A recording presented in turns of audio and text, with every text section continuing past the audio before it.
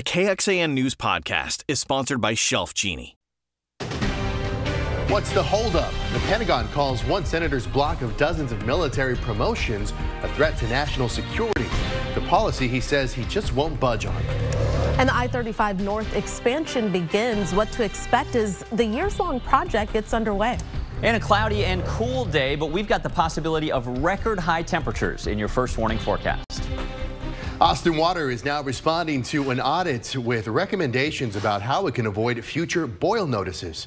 Thanks for joining us. I'm Daniel Marin. And I'm Jennifer Sanders. After several years of boil orders, the Austin City Council ordered an audit. And now as Nabil Ramadnish reports, the new director of Austin Water is reporting progress so our water remains safe to drink. As the owner of the county line, good barbecue will always cure anything. Skeeter Miller prides himself on good food and good service, but that can be hard when you have a boil water notice. When you have to boil water, you no longer can use your soft drink system. You have to buy bottled water. You can't use the ice in your ice machines. Councilmember Allison Alter authored a resolution calling for an external review of Austin Water after repeated issues over the years. The audit outlined 53 recommendations. The real issue here is how do we rebuild trust in our water utility? On Wednesday, Austin Water presented an implementation plan to address concerns. We have a number of recruiting and retention strategies underway. Some areas where they've already implemented changes include making sure candidates are qualified and also increasing purchasing authority during emergencies. Alter says Austin Water has to be ready in times of crisis and beyond. Overall, Austin Water says they've implemented 14 recommendations. 23 recommendations are underway but not yet completed, and 12 are planned for the future. We have to make sure that there's ongoing accountability for the work that's underway in this external review, so that we can make sure that it doesn't happen again. For Miller, seeing steps to improve is a step in the right direction. I'm glad to see there are some steps because, if you keep doing the same thing and expect a different result, it's just not going to happen. Nabil Ramadna, KXAN News. And last year, Austin Water says it filled 300 positions. It says it does not have any issues recruiting people, but there have been some issues retaining employees, which they are working to address. For a full list of changes being made or planned, we have included a link in the story on our website, KXAN.com. And just yesterday at 6 p.m., we told you how the interim city manager is shaking up city leadership. And we can confirm that includes Austin Water. The new director you just heard from is reporting to a new boss, interim assistant city manager Robert Good. Good served as the interim director of Austin Water after the former director, Greg Mazzaros, resigned last year. 2 days after 6 innocent lives were taken in a deadly shooting at a Christian school in Nashville, there are no updates from police. But as Wendy Woolfolk reports now, the mayor is organizing a citywide vigil so everyone can show their support for the victims. 6 crosses, one for each victim of the Covenant School murders. We're all asking questions right now. No one really understands. Behind each picture, a life story cut tragically short. Catherine Kuntz, the head of school. She was an absolute champion for her students, and her students always knew that she was in their corner. Substitute teacher Cynthia Peak was supposed to have dinner with the governor's wife Monday night. Custodian Mike Hill, known as Big Mike at Covenant, described as a sweet soul. Nobody deserves that. Nobody deserves it. And the youngest victims, all 9 years old. Evelyn Deekhouse loved singing and performing. Classmate Hallie Scruggs, the daughter of a pastor at Covenant Church. And William Kenny, described by a family friend as an unflappable spirit. But this is not a time for hate or rage.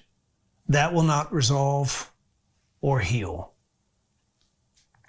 Everyone is hurting.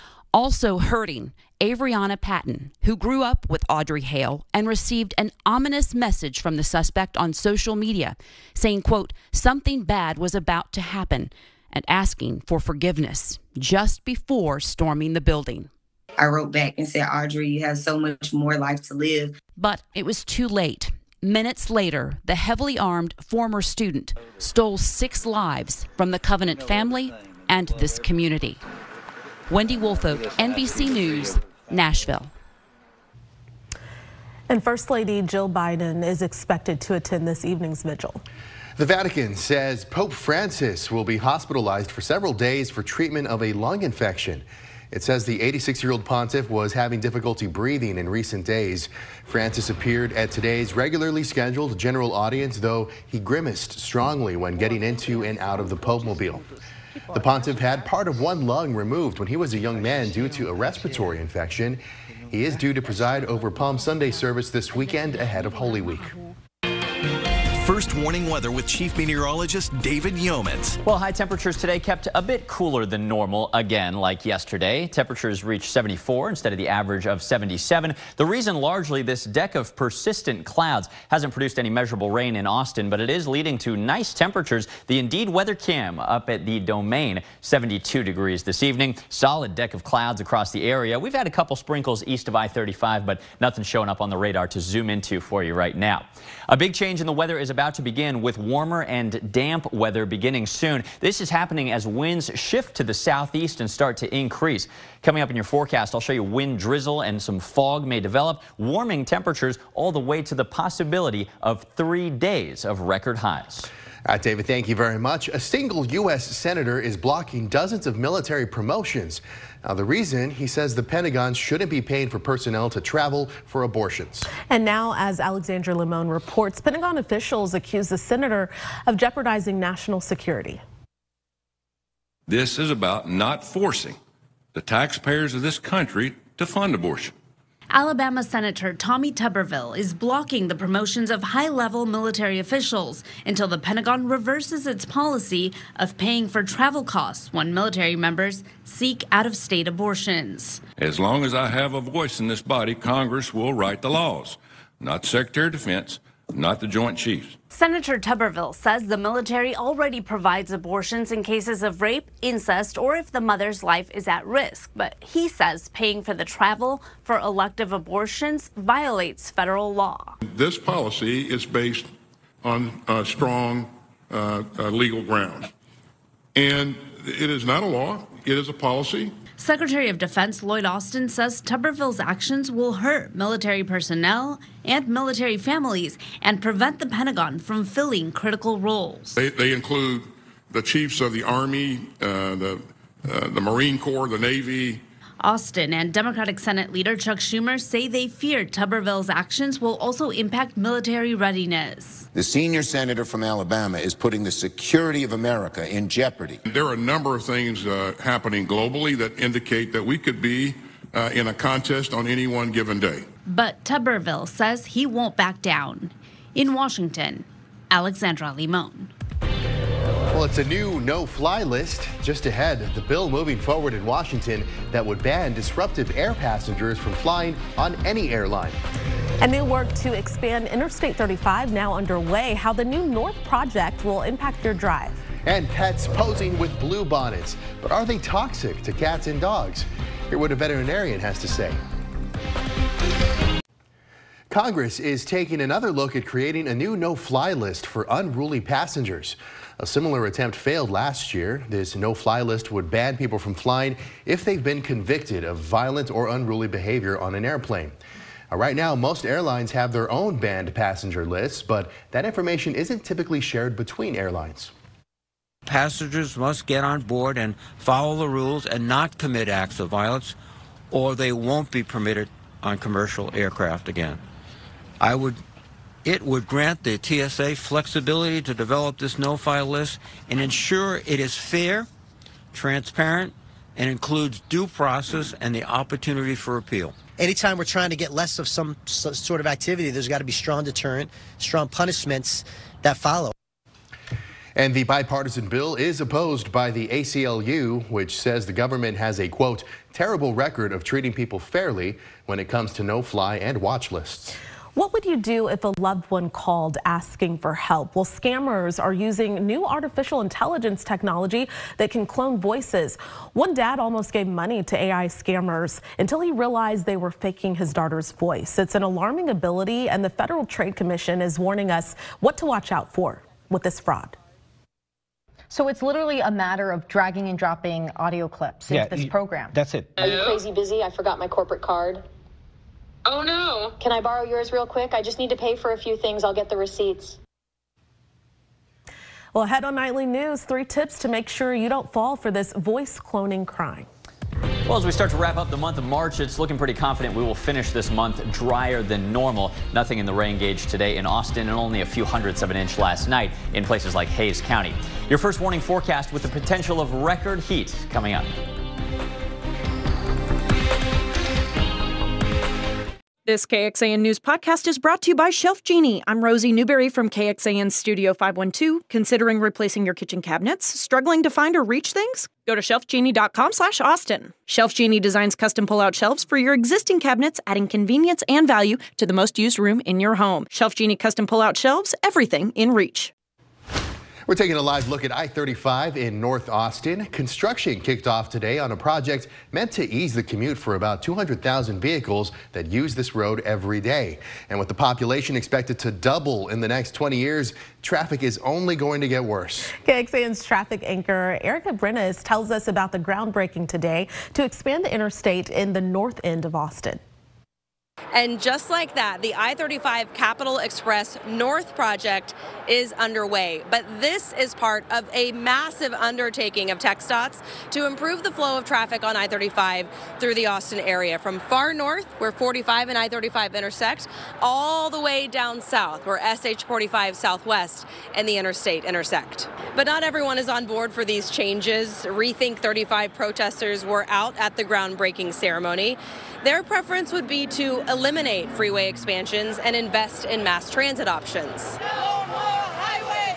No more highway! That said, the North I-35 improvements are happening. It's a $606 million investment that would add one non-tolled high-occupancy vehicle lane in each direction along 35 between SH-45 North to Highway 290 in north central Austin. The demand is already here.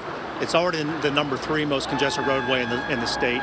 And much of that demand that is not using I-35 is bleeding over into the city street networks, which were not designed or have the capacity to handle that. With the increase in population and residential and business and commercial and retail growth in our region, that's only going to continue to exacerbate. The project will reconstruct 6 bridges over I-35, add a diverging diamond interchange at Wells Branch Parkway, reconstruct entrance and exit ramps, and create shared use paths for pedestrians and cyclists. The goal is to have this north portion done in late 2028. Now, TxDOT broke ground on the I-35 Capital Express South project in November of last year. Between Ben White Boulevard and SH-45 Southwest, TxDOT is adding 2 non-tolled HOV lanes, a bypass at William Cannon, Stastny, and other bridges to improve east-west flow of traffic. That portion is costing about $550 million and is expected to also be done in late 2028. Also still in the environmental study phase is the I-35 Capital Express Central project. That would be addressing congestion in the downtown corridor of I-35. We'll get an official recommendation on how to proceed from TxDOT in August on that.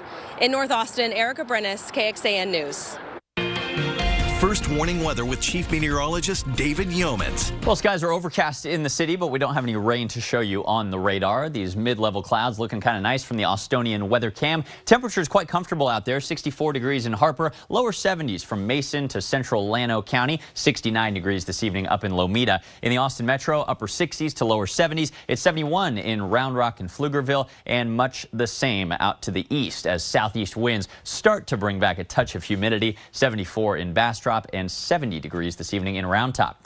Finally, we're getting a little break from the allergies. We have had Oak as very high for most of the last week. It's down to the medium concentration. Everything else trending downward as well as the winds have relaxed just a bit. Willow, the only item on page 2, which means we only have 5 instead of 7 or 8 allergens blowing around. You can see that little disturbance that brought a few of us some sprinkles last night. That is way east of us now with mainly cloudy, dry weather locally. The dominating influence on our weather the rest of the week week is this, a pinwheeling storm. Yet another one off the coast of California, 1 to 3 feet of snow in the Sierra Nevada mountains over the next 24 hours. This low pressure eventually comes our way on Friday. Ahead of it, you know the drill. South winds start to moisten things up overnight. Warmer temperatures, a little fog and drizzle developing overnight into the morning. We have a pretty decent 30% chance or so of some passing showers during your morning drive, and overcast skies with a little damp weather continuing midday and through the afternoon and evening tomorrow. Overall, a little bit wetter of a day than what we saw today, but certainly not a washout or a stormy afternoon. On Friday morning, this brand new run of our high-resolution model is showing the potential of a shower, maybe even a thunderstorm pre-dawn. We'll have to keep an eye on that. The main thing that we're watching for on Friday, hot temperatures and a late-day cold front. As some sunshine emerges midday into the afternoon, temperatures will be anything but cold. But then, as the cold front itself, a weak one, plows through, we'll be watching for the potential of a couple isolated storms, 4 p.m., 6, 7 p.m. Most of these will be well northeast of our area entirely, but from Austin northeastward, we can't rule out a rumble of thunder or a brief downpour until this thing moves out late Friday night. As we've been telling you, the main severe weather threat on Friday is way up in the plains and also over in the deep south. Our area not officially included in any threat of severe weather, just this bright green color, which means a couple general thunderstorms are possible. Unfortunately, the lack of severe weather, though, often means a lack of rainfall in general this time of the year. Very dry conditions expected the next 48 hours west of 281, but from Austin eastward, depending on how this evolves, some of us could get a quarter to a third of an inch. Even that, though, will not make up the rainfall deficit for the month. Then the Kite Festival. We hope to see you out there at Zilker Park on Saturday, 10 a.m. to 5 p.m. It'll be cool and comfortable early, pretty low humidity and warm temperatures through the afternoon. We are predicting completely dry weather. We hope to see you out there. We're even giving away free KXAN kites, and much of the KXAN First Warning weather team will be there, so we hope to meet you. High temperatures surrounding that comfortable weekend, though, potentially record hot. On Friday, before the cool front arrives, that would be a record high, 91 degrees. Then a few days into the start of April, 93, 94. This is not only unusual for this time of the year, these would be 1, 2, and 3 record highs for the days in Austin. Tonight's forecast, light southeast winds, some drizzle developing, and warmer temperatures by just a bit at 61. Tomorrow, temperatures start to climb, 78, overcast skies, and gusty winds late in the day from 15 to 25 miles an hour blowing in from the south-southeast. There's your 20% chance of an isolated storm on Friday, a more comfortable weekend with rain chances increasing on Sunday, the potential of record highs on Monday and Tuesday, then another slight chance of a storm with some slightly cooler weather midweek. Well, the bluebonnets are everywhere, and so are the pictures of everyone and their pets in the flowers. That's why we asked a vet, are those wildflowers toxic for pets? While lawmakers decide how to spend your tax dollars, we've talked a lot about the state's $32 billion surplus. Well, today the controller gave us an update on the state's rainy day fund, and it is growing fast. The rainy day fund, basically the state's savings account, is formerly known as the Economic Stabilization Fund. Well, it ended the last fiscal year at $10.7 billion, and it's now projected to rise to $27.1 billion by the end of fiscal 2025. Now, there's no cap as to how much money can be in the fund, but there is a max amount on how much can be deposited into it, and that max is 10% of revenue sent to the state's general fund during the previous biennium. Now, any extra stays in the general fund. Now, since it was created in 1988, lawmakers have spent just over $17 billion in rainy day funds. The Texas Education Agency has received the most of that funding, more than $4.5 billion. And in 2019, the legislature used $1.7 billion for Hurricane Harvey relief. It's peak bluebonnet season here in Central Texas, and many are trying to get that perfect wildflower photo with their families and their pets. But are bluebonnets poisonous for animals? We took that question to Austin Pets Alive and the Lady Bird Johnson Wildflower Center. Officials there said the plants are most toxic for grazing animals like horses and cattle, which could ingest more plants out in fields. Dogs and cats, if they were to eat it, they're not going to like it. It's very, very bitter. So that's kind of its own natural protection for our pets, thankfully, so that they're not able to get sick. And like any animal, toxicity also depends on their size and how much they eat. We've got more information on that and the numbers to call for any pet emergencies at KXAN.com. Well, we have no reruns tonight on KXAN. We have all new episodes of Chicago Med, Chicago Fire, and Chicago PD before we're back with KXAN News at 10. And you can join us an hour earlier for KXAN News at 9 o'clock on the CW Austin. Here's where to find us.